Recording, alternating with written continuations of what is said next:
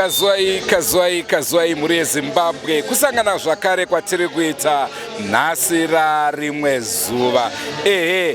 Tatika sezvo paya takaburitsa nhau yamufundisi vachipedza dambudziko remwana wokurwa mambama. Tati tivateereka timboona pavari kupindira chechi yavo, timboonawo zvakare kuti vari kubata sei basa ravo. Chandingade kukuudzai muri yeZimbabwe ndechekuti muchirongwa chanhasi tine mhuri yekuGweru. Mhuri yakatishedza ikati huyai toda kuti mutibatsirewo. Patakavataurira kuti aiwa isusu kuti tikubatsirei kunge mabuda pachivhitivhiti muchitaura dambudziko renyu, vakaramba vakati hazvekupublicizwa isusu kwete. Tikati aiwa pakanaka, ndokubva tavapa nhamba yaProfet. Naizvozvo vakaenda vakanoona Prophet. Nhasi uno tabva tadhumana navo pano, dambudziko ravo rakatopera. Regedzai tipinde muchirongwa chanhasi murinzwe dambudziko racho kuti ranga rakamira sei. Rangu zita ndinonzi Andrew Neshamba. Senguva dzese tinokurudzirai kusubscribe kuDrumas Media. Drumas Media taking you to another level. Muchirongwa zvakare chanhasi toda kukupai footballer Tendai Ndoro. Takakuudzai zvakare kuti Tendai anga asisaone, Tendai Ndoro anga ava blind. Naizvozvo toda kubva tataura naye zvakare sezvo ari pano pasvondo tamuona. Toda kubva tataura naye atiudze kuti chiko chakaitika zvamira sei.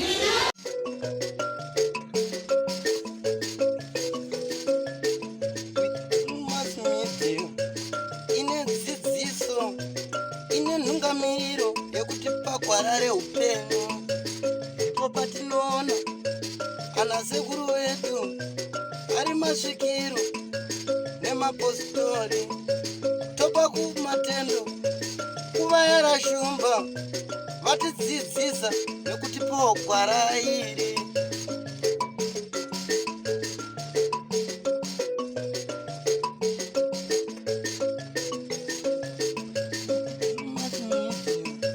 Ndiyo ine dzidziso, ndiyo inotipa isu gwara reupenyu, ndipo patinowana vana sekuru nemapositori vachitipa gwara reupenyu, togopawo matendo kuvayera shumba vakatidzidzisa nezambuko racho. Ndivo vakatipa vabatsiri ava, vatipa vabatsiri tigove nedzidziso.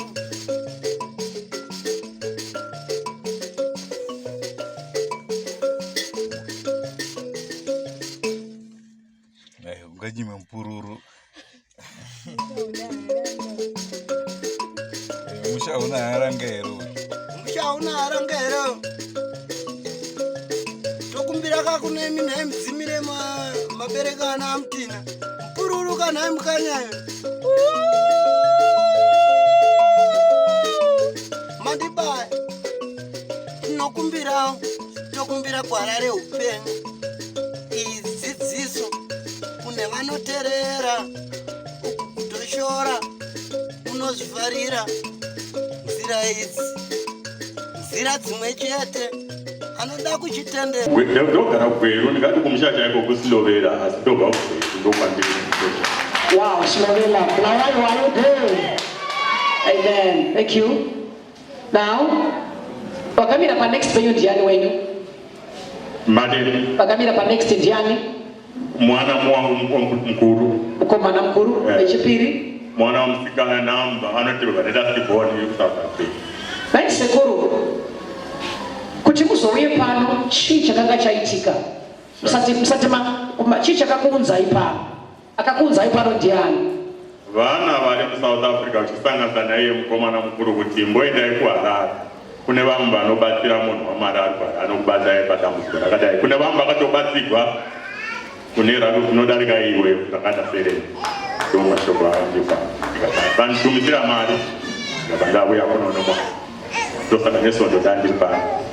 Sekuru vari kuti ndiuye ndine munhu ari kuSouth Africa akani director pano. I'm sure akanga aona testimony yemwana watakanamatira airo wari matongo paDrumas Media ndokubva avati uyai ikupi kuno. But sekutsanangura vanhu vari panapa kuti chii chakanga chichiitika uye dambudziko rakatanga sei. Vanhu vaMwari zvinhu zvakatinetsei zvakaoma. Ndakatigere navana vangu saizvozvo. Takatanga kuona matombo achirova pamusoro peimba. Tanga matombo achirova. Takatarisa tikatomboenda kune vanoti vanoziva. Tichingozvoka kumba wanenge zvakangodaro. Tichakatarisa matombo saizvozvo. Tikaona nhumbi dzakutanga kutsva moto, kuwira moto kudini. Tikaendawo kune vanoti vanozvigona. Zvikashaya basa. Zvichitotaura kuti zvamunoita zvikwesta nguva tina masimba makuru. Zvamunoita hamungazvikwanisi. Moto wakabvira vanhu vaMwari ende kauya kuno kuHarare kune penyuru. Chitaura vati vanidana kuti uya tizosheya chitamburiko rangu. Asi zvakashaya. Tiri ipapo baba. Makanga madanwa kune penyuru. Makadanwa kune penyuru. Ndakatanga kune National FM yakandidana. Kune penyuru muchinzi uyaitizwe dambudziko rangu. Uyaitizwe dambudziko rangu vakatongonditsvagira vanhu vangandibatsira asi zvakashaya basa. Ndikaenda kuPower FM izvozvo tikangoita distembo zvikashaya basa. Mwana wangu womusikana chero akati aende kunotsvaga basa ndoti wafoni yauya kwai mwana ari kutemwa namatombo nhumbi dzake dziri kutsva kapfeka ndozvakangoita saizvozvo. Sekuru muri kuti imimi mwana wenyu uyu ndichaitira kudai sokuti ndonzwisa nyaya yacho asi ndiri kuitira imimi muri kuteerera. Sekuru mwana wenyu aitsva hembe akapfeka hembe. Akapfeka hembe. Akapfeka hembe. Dzotanga kubvira. Dzotanga kubvira. Ko matombo paaikandwa mainoona here paraisumuka kuti dombo rasumuka robva ranotima pamusoro pemba. Waitozoona rawira pasi wongobata kushaya wongobata paanotemwa napo ipapo. Sekuru matombo aya paaitema ainge akawanda sei? Inongobuya sokupошерwa chete so. Wongoona abata kushaya. Pamusoro pemba itaura. Haingoita kurova nguva nenguva matombo. Ndikubvunza kuti unzwisise ini ndindakavanamatira ndikunzwisisa dambudziko rawo asi uri pano uri kuti patinoda kunyatsonzwa kuti zvakatanga sei nai. Saka ndinobvunza sekunge iwo wakagara pasi kuitira kuti ari kuteerera unzwisise kuti dambudziko racho rakanga rimborirei nai. Kona isisi petimboende kuna sisi matombo paaisumuka sei? Ndaisamboona kusumuka kwawo ndaizomboona ndatemwa nanomasa. Pamaitemwa nematombo vairwadziwa here? Vairwadziwa nekupiswa. Enzo musoro wese wakupisa kana ungobuda ropa singaoni pane vanga pacho. Are you hearing? Yes. Motari kuti maibuda ropa musingaone pane vanga. My God. All right. Saka ropa ira iwanzobuda paya. Musoro. Saka kopa maitsva hembe ichitsva moto wacho waipisa here hembe kuti maibva kutsva hembe. Ndaizongoona ndakupungaira utsi pahembe chitocho. Hanzvadzi maizvoona zvichiitika here izvi? Ndaizofonera. Maizofonerawo. Tidzoke kuna sekuru. Thank you so much hanzvadzi. Okay, let us go kuna sekuru. Nai sekuru. Saka dambudziko iri rakatanga sei kuti zvizotange kuti muimba yakutemwa nematombo maakuona moto uchitanga kungobvira imba? Dambudziko iri ndakangotionigere ndakatanga kuwashwa matombo asi chinhu chakatanga chaizvo ndakati ndichibva kubasa kwandaibva 2013 chibva kubasa kwandaibva ndikava vachiti kwai kwapinda shiri muno misingazisiri zvainoita ichifamba yakatarisa pasi tikazama kuti irove shiri yakairova asi yakamuka ikaenda futi then after that kwakatanga matombo manje nomoto zvichitsva izvozvi so titarauna iso mai ava vane rino nechi7 vachipotera namatombo iwawo kuti adzimai venyu vakatiza mbati kuti kutsvaga kuti vanohwandewo usabva pako kuhwanda. Takazama kuti muise pamba timuise pokuti anohwanda zvikamuteverera. Tikazama kuti tidini zvikamutevera, vana vakati ngaambouya kunambovanza musoro ndokuti agara. Zvino kuti auye kuno unotya ende zvochiwa zvotyisa. pai sekuru ndichateerera kuti imi vari kuteerera mugoda kubvunzawo zvakara nditika kuexplainerai kuti zvizvezvi zvinyatsoitika. I'm there, I can explain to you kuti munge muchibatsirika patestimony yavo. Right. Alright. Ndodzokera kuna sisi varume. Sisi? Saka apart from matombo, zvii zvimwe zvamainzwa? Zvazvakawandisa. Ndaiti even kana ndasvika panguva yekuti ndakuda kurara usiku, ndaigona kurota kana varume 2 vaibva vandimutsa. Pavanongondimutsa ipapo ndisingarari kusvika pachena. Ndotorara ndakagara. Ndasingambokwanisi kana kuti ndikasvika panguva yekuti ndaona chikafu chabikwa ndandisingakwanisi kudya. Ndaitokwanisa kuti kana ndine mari yandinayo ndaingokwanisa kutenga majikisi, ndochimwe chandairarama nacho. Kozoita dumbu ndo rakati netsei nokuti ndanga ne 12 months ndisingatemeri zvokutoti ndakasvika pakunzi ndakazvitakura. Sanganisira naye vavanokoma vangu vavaitogara vakanditi taurai chokwadi nenge makazvitakura ndichiramba ndandina kuzvitakura ndokurawo. Mune mafotos here kukura kwaita dumbu? Ndina ndichazomakomberawo. Okay, asi vachitibatsirawo. Alright, chegedze ndikutsanangurirei. Muri iyi yauya musi weSunday takavaona. Tichaona dumbu racho kuti ranga rakakura sei. Mafotos ramunawo. Vachiuya, sisi ndofunga makavaona vachipinda. Pana akavaona? Vachiuya. Now, vachisvika kuti vauya kuzobatsirwa dambudziko ranga rane makore mangani? Va 2013 ndo katakatanga kuribona dambudziko ravo kuti haririko. Asi mashure taitokuona zvinhu zvichida meso edu ndezvenyika zvinodarika. Asi 2013 ndo parakaonekwa kuti dambudziko harina chaireki pavanhu. Now, vauya chirege ndikutsanangura kuti vakabatsirika sei. Vachipinda pavagara muservice. Ndisati ndavanamatira sisi, that very moment chii chakatanga kuitika pazuva iri? Okay. Ndiri kuvabvunza havana chavanoziva. Ndakutsanangura kuti sei vasina chavanoziva. Vakatanga kuziva. Makambosvika pano here? First time. Naisekuru makamboya pano here? Ndakauya nesoto. Makauya nani? Ndakauya tati papi nomwana iye. Upi? Iye. Yasobatai mwana makauya naye pano. Upi mwana makauya naye pano? Mwana. Sisi makauya na baba wenyu here? Kubva kubweru takabhatira. Ko muno makamboya here? Ndozvavarkumutsa.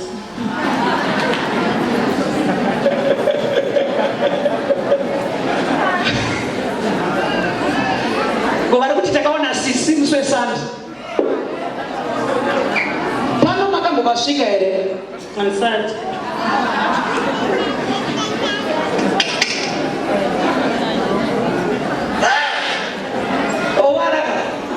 Is this your first time here pano?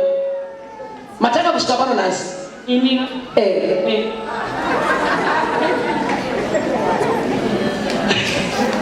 Right. Are you sure? Vari kuti takavaona ngavasunga kuti ndakavaona. Sunga kuti ndakavaona. Waisa kuti ndakavaona vachiuya. Vati kudini? Vakauya vakatotaura muno. Sisi makambotaura here Sunday? Zvavanotaura. Cherekedze munzwe mystery yaitika pamwana uyu. Listen. Now, zvadaro takatora mhuri iyi. Zvandaibva kutsanangura zviya Kwatakamboenda nevemoto vakawanda wanda, vanhu vakawanda wanda vasunungurwa, ndichataure nemazita. I'm sure kuti mukoma Tendai vanopaziva patakaenda nawo. Nevamwe vari kuno vanopaziva mugomo. Most of them. Pana akamboenda nene kugomo ikoko. Thank you, God bless you. Now, taenda na sisa, takaenda na sekuru wao as a group. Chavo chichivabatsire. Tisvika ipapo, tiri murodi, vanoti vakanzwa varume vaviri vaivatera. Varume ava vachivatera, ndo varume vaiti vakangosvika, vaibva takangonzwa matombo kunaya. Now, tichisvika kugomo, ndokubva tatanga kuvanamatira. Tavanamatira, that very moment vakasunungurwa kubva kumweya waivatera. Mweya uyu ndokubva wabuda uchienda. Oh yes. Now, mweya uyu pawakabuda uchienda, sisi makatanga kuyeuka, pamakatanga kundizivira ndepapi? Kugomo. Ndepamakatanga kundizivira. Vachisimuka pasi, mweya uyu wabuda waenda.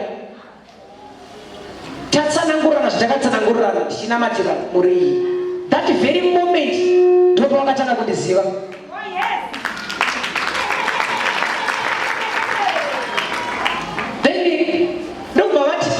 Ndokuziva ndakakutumirwa kubva kuSouth Africa pafoto.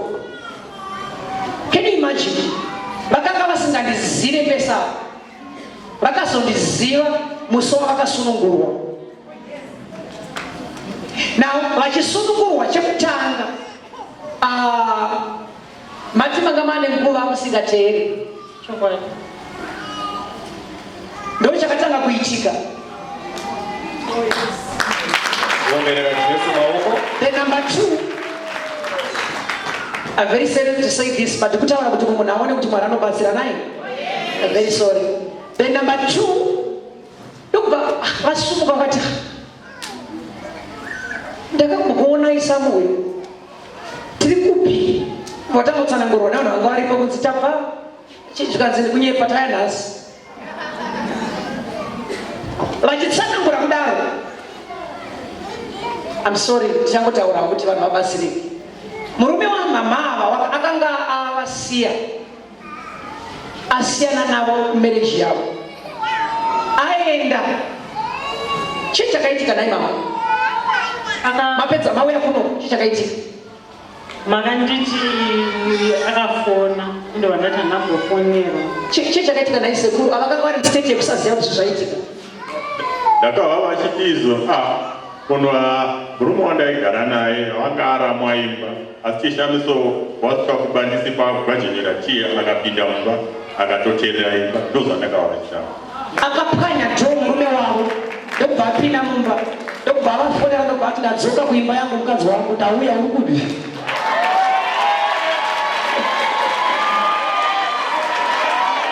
Dei rakauya, murume akapwanya dho, that same day.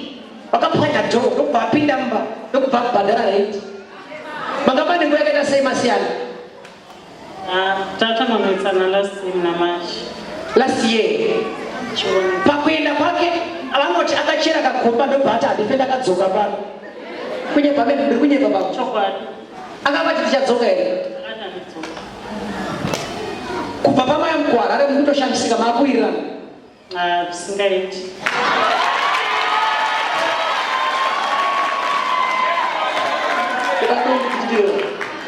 In the photo. Nice. Saka, can we say this talk? Photo power. By the way, and the secretary they can say.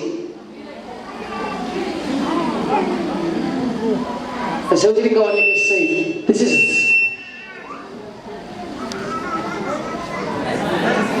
Oh, very sorry.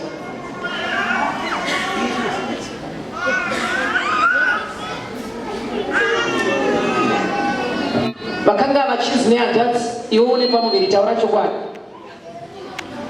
But chaisaka zviitike, I don't know. Chaisaka zviitike wakanga uri mweya wetsvina. Matombo aivatema, nezvinhu zvaivarova vasingazivi zvaikonzeresa kuti pave nematambudziko akasiyana-siyana. We can just see others who wants to see this miracle. Pastor, can you move? Thank you. Right. Now this is a testimony. We can move. Just look at her. Ukatarisa zvaraiva dumbu iyi. Unoona kuti zvasiyana nezvatiri kuona zuva. Now sis, saka dumbu renyu rakaenda kuti taska.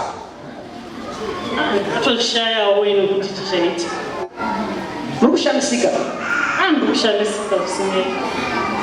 Zvokutoti kugweruko pandiri kudzokera ndotoda kutosvika usiku kuitira kuti makuseni vafunge kuti kumba mune mwana. Sevakapa vaita.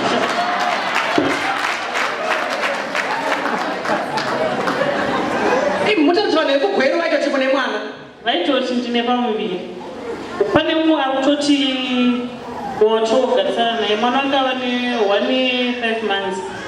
Asati akufamba, asati akudi. Vaitogara vachiti iwe ndiwo mwana wangu akamirira iwe. Paunokuona mwana wangu akatanga kufamba ndichiti handina chandinacho ini svika yazviti. Saka ndadononokera usingaiti. Udzai vanhu kuti mufaro uri kuitika muchiri kutemwa nematombo here? Kubva zvandakauya kunoku hapana chandasangana nacho. Ndotorara hope ndotozongorumutswa makuseni kunzi kwachena. Naisisi munonzi mairutsa matombo ichokwadi? Ndainyanya zvipikiri. Maita sei? Ndainyanya kurutsa zvipikiri. Mairutsa zvipikiri?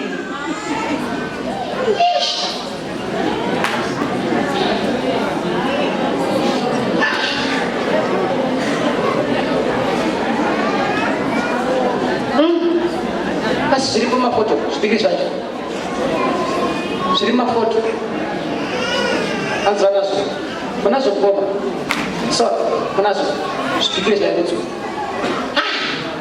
Sisi mairutsa zvipikiri? No. Saka mairutsa zvipikiri maisarwadziwa here?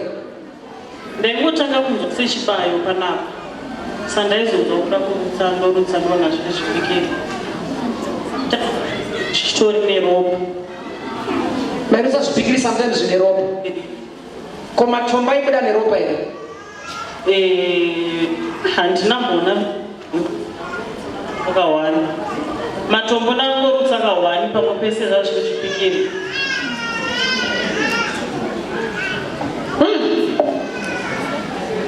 Andapererwa nawani. Sisi pesa pavanga vachirarama timidzi vanga vakaputirwa. Zuva ravasunungurwa ndozuva ravakatanga kundiziva. From that day up to now she is free, she is delivered. Vakasunungurwa. Naiwewe handizivi kuti ndingataura kuti kudini. Dombo ramairutsa rinenge rakakura sei kana kuti vairutsa dombo? Harasina kunyanya kukura. But depende ngoti raimbova dombo chete. Saka muchifamba imboti kuchukuchu here kuti kudziwiri kune matombo. Dombo menyu kudzwa kurirawo kana kudzwa kuti raitoita sekuti rakazara mvura kozi ndaitonzwa kuremerwa naro. Beduwe mazvinzwirawo. Ndo sisi vari panapa nababa vari apa vanga vane dambudziko rekutemwa nematombo, rekurutsa matombo uye nerikurutsa zvipikiri zvatadzwa pano. Zvimwe zvipikiri zvaibuda zvine ropa. Tichivanamatirawo iye yakanga iri mweya yaivashungurudza. Uye munozivawo mukugarisana vamwe vanhu vane bata kwavanenge vaita zvinozova zvinoshungurudza vakasiyana-siyana, vangava vazukuru, vangava vamwe vanenge vachizosara. Asi for image sake tingangoti mhuri yakadzikinurwa. Oh yes. Handingataure zvakawanda kuti zvaitika nezvizvi. Chandinofara ndechekuti Mwari akavasunungura baba nemhuri yavo nevana vavo vese vakurarama zvakanaka. Handizivi kana pana ndangobvunza mubvunzo 2 or 3 people tisati taenda panext bofa. Ndakazobvunza sisavo kuti is it true zvamuno kutsanangura panapa? Padanga nchitaura wa munhu wa Mwari. Rukuona panapa sisi vadhanzi ndaisarara batwa nehope for 3 years. Vaisarara matisvondo rinoiri ndopa vakutorara kutomuka mangwana makuseni. Uye zvekare vataura ivo vakati ndakaita more than 5 miscarriages. Dzichingobva vakanga vari panguva yakaoma. Uye vana madzikoma avo vamwe vasikana vaingopinda mudzimba vachibuda hazvina kunyatsokumira zvakanaka. What about asthma? Vakanga mune asthma? You said that Ranga ndine asthma. Ndaikosora zvisingaiti, especially kana ukaita makore saizvozvo. But kubva zvandakanamatira ndinambokosora. Kana utopfekawo juzi, hamusi kutoona ndautopfeka juzi but kune makore semunhu weasthma. People of God, I can't say anything. Handizivi kana pane vane mubvunzo vangade kubvunza saa zvanyatsoitika zvakadai zvinoitika here.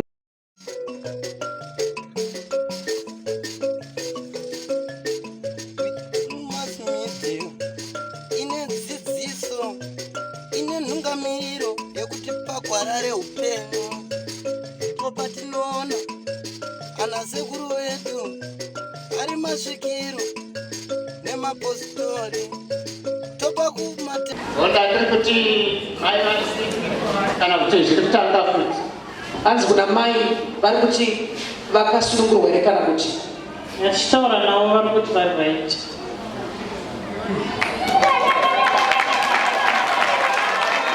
kutenda Mwari. Mwari da kubvunza zvakare enda kwandiri kana kwavari. Ndava kazhinji zvematombo zviri kuwanzoperera pano. Munhu wa Mwari ndine Zvakakosha kuti munyatsonzwe kuti zvofamba sei. ndine mubvunzo munhu wa Mwari pamuri. Yes. Vanhu vari kuratidza kuti vakafamba kwakawanda uye vakambouya last week vari kuti vakafamba kwakawanda asi zvairamba kupera. Imimi munhu wa Mwari chinoita kuti amire kwamuri imimi chinomisa matombo aya chimbori chii munhu wa Mwari? Pastor vanoda kuedza naye chinosaka amire matombo ndimwari. Wow, it's God, only God. Asina kutarira kuti Mwari anotsvaka paanogara kuti awane kubatsira vanhu. Saka Mwari kuti abatsire vanhu haangaburi kuti ndadzika inisa Mwari. Anouya unotsvaka nyama yaanogara. Tikakuti pora tikanamatira matombo anobva amira. Why? Nekuda kwezita rake. Iye ari kumusoro kudenga akasika denga nenyika. Thank you. Now, anyone with the question again? Chibodzwe, that if a new person. Yes, Sumzai.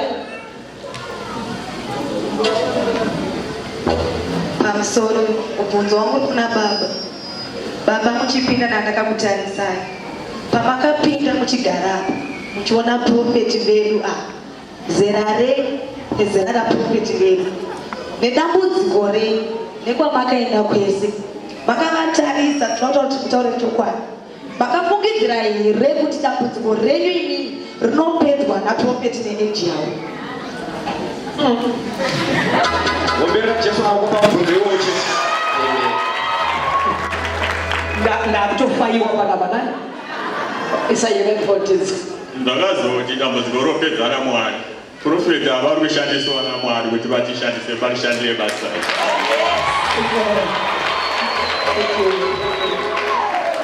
Yes. Another question.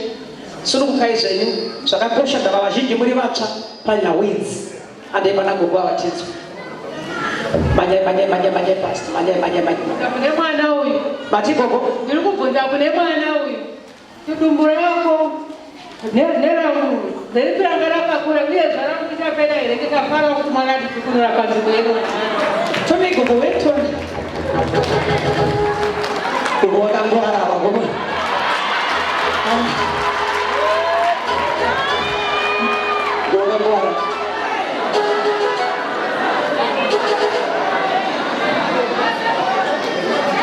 Bila chane gogo. Saudara kudusi. Kukudumbura kudai. Chimbira izvo nyawa tinozokunamatira ida kupedza vamwe. Ekikuda questions mamwe timbomire kufamba kuno kumberi. Tokumbira kuite space. Thank you.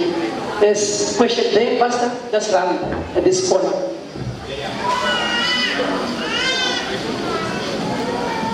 Ndobvunzawo sisi vangu kuti murume wavo paakaenda akatodzokawo zveshuwa here ini yangu imba yaparara wakumuruma anodzoka wewe. Sister Reva lochokwadi chakapamba sei. Share, you see she's crying. Oh my God. Hongu akadzoka. Anodzoka zvinoita naMwari hakuna chinoramba. Anodzoka. You see she's crying. Marakuti nai kana asi wakadzoka vachimboya kuno ndo pakadzoka murume wavo same day murume wavo ndo paatodzoka. Maisi Ini ndaingoita zvokuti kana ndichimufonera itongondipindura rafu. Ezvinoma wadhiwa anotondisendera pafoni munhu ada kutonzoswita aturi sei.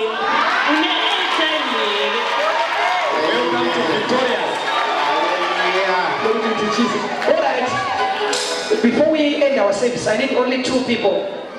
My sister, I'm coming to you after we interview these people. Yes. Vakumbuzo ukuthi pamaifamba kwese maibhadhariswa paprofeti mune here chamakandiunzai kuti ndikubatsirei kana kuti makabatsirwa pachena. Profeti vanacho chavakatibhadharisa. Vakatibhadharisa kutenda kwedu chete. Glory to God.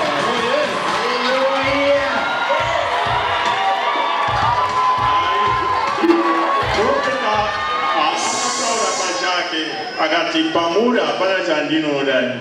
Dambudziko renyu roda kurishanda ripere. Dambudziko renyu rakakura. Handidi kumuvanzira kana kuita sei. Akati handina zvandoda kwamunhu. Kuvaera shumba vatidzidzisa nekutipawo gwara iri.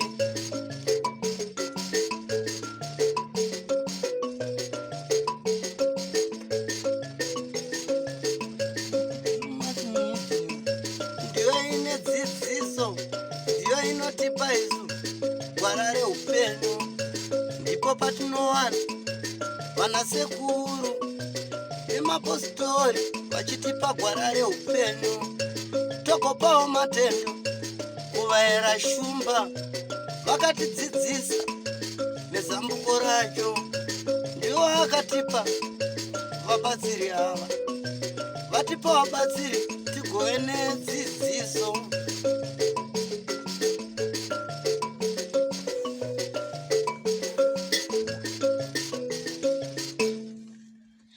Unganyime mpururu. Mushauna harangero. Mushauna harangero. Tokumbira kakune mina mdzimire mabereka ana amtina. Mpururu kana mkanyayo. Mandibaya. Tinokumbirawo. Tokumbira gwara reupenyu. Idzidziso kune vanoteerera kutoshora. Tingade kunzwa ndimi maitifonera muchitaura nezvedambudziko renyu. Muri Zimbabwe ingade kuziva zvakanyatsotora nzvimbo kuti tizosvika kusvika patiri pano zuva ranhasi. Okay, maita basa. Ndinokutendai nokuti zvinhu zvanga zvatinetsa padambudziko redu iri. Takakwanisa kutaura neDrumas Media kupfurikidzawo nokupiwa nhamba neshamwari. Vatataurawo nana mukoma Indro naShamba vazotipawo madetails ekuti tisvike pari nhasi dambudziko ringe richigadzirika. Ndofunga muri Zimbabwe ingangoda kuziva dambudziko racho tiranga rakamira sei. Toziva hedu kuti mambotaura asi ngotaurai briefly kuti vamwe vanyatsonzwisisa kuti chii chaitora nzvimbo. Dambudziko redu iri rakatanga 2013 long back. Pakatanga kukashiri kakachitaugwa vaita mazai mumba achibva ipapo bva azotanga kutswa kwemba. Hanzvadzi yangu bva azotanga kungotemwa up to date. Zvikatazotsvagawo nhamba dzenyu dzazoita kuti tiwane muprofita waMwari awane kubetsera hanzvadzi yangu namudhara. Ine dzidziso, ine nhungamiriro yekutipa gwara reupenyu. Ndipo patinoona ana sekuru vedu ari masvikiro nemapositori topa kumatendo kuvayara shumba vatidzidzisa nekutipawo gwara iri.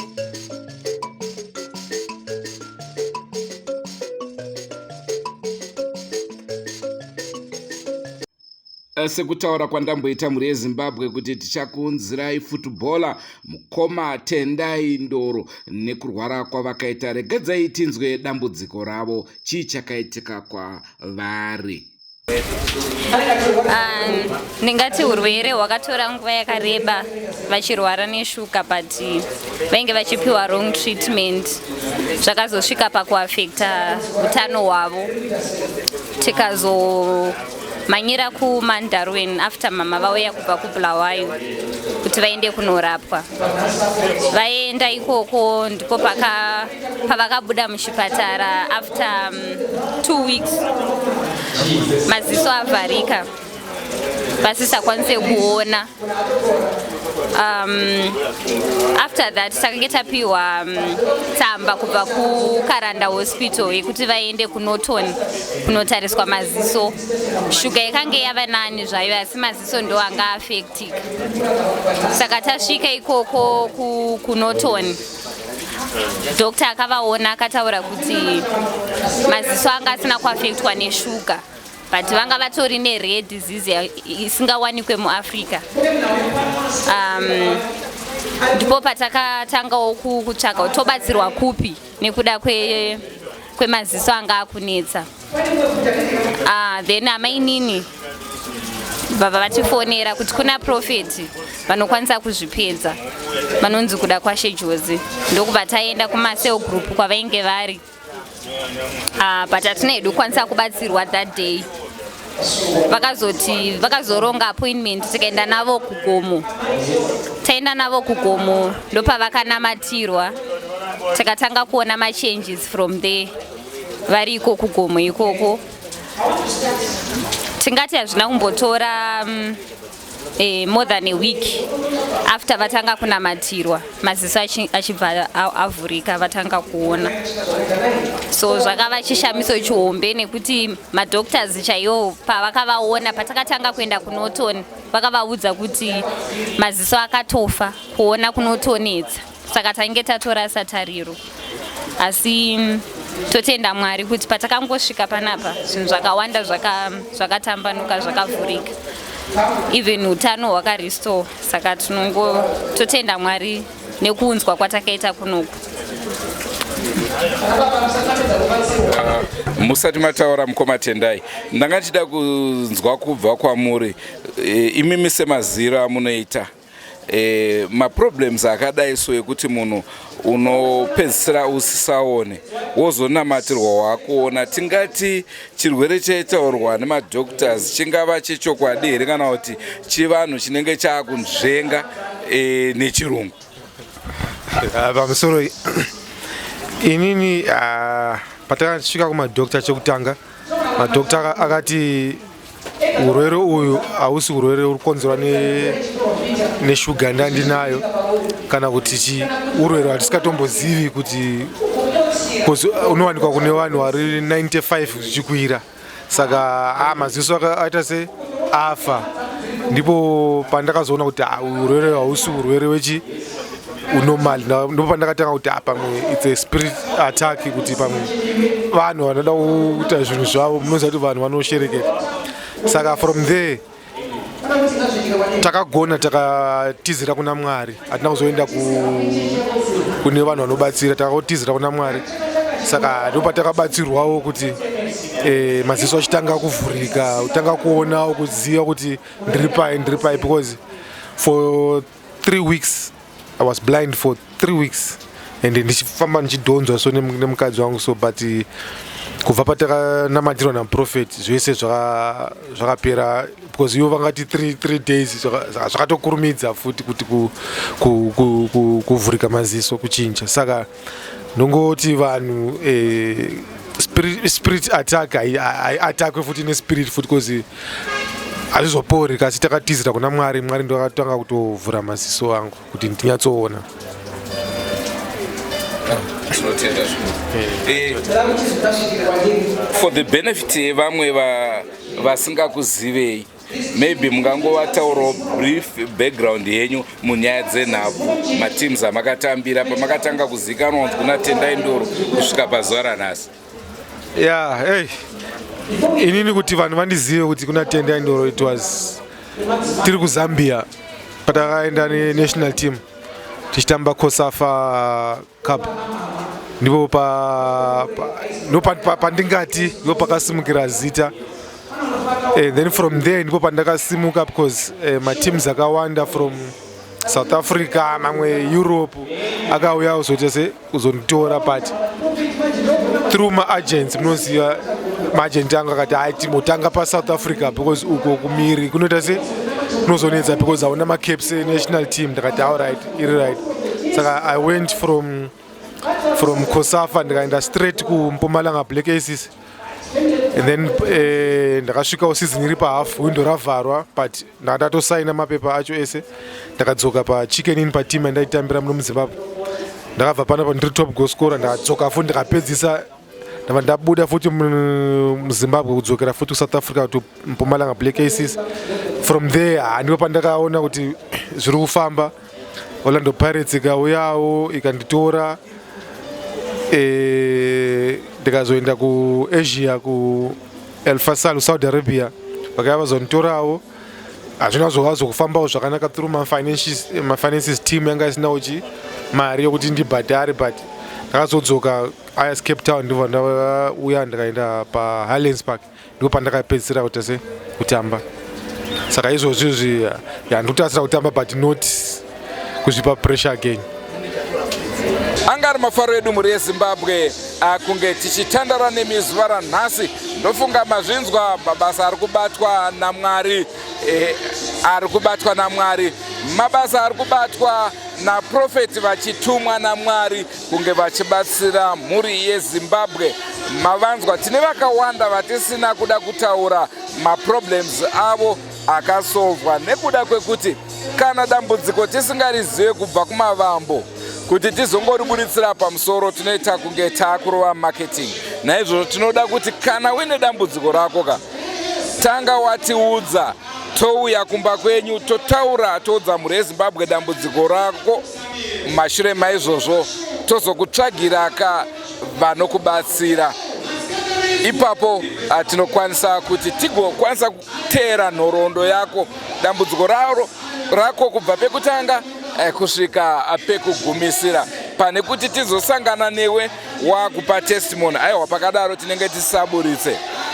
Muri yeZimbabwe ngatisangane zvakare mune zvimwe zvirongwa. Ndakanzwa vanhu vazhinji vachitaura kuti Bedroomas Media muri kupi, sei musanyanya kuburitsa nhau. Inyaya yekuti kapa Christmas neNew Year tanga tingori busy. Saka tati aiwa katimbozvipoka kanguva kekumbozorora nyama idzi dzinoda kutambanuka, nyama dzinoda kuita dzichizorodzwa apo neapo. Kubva kwandiri Andrew Neshamba ndichipa kutenda Mukanya Soko mahomu vanga vakabata mushina wedu.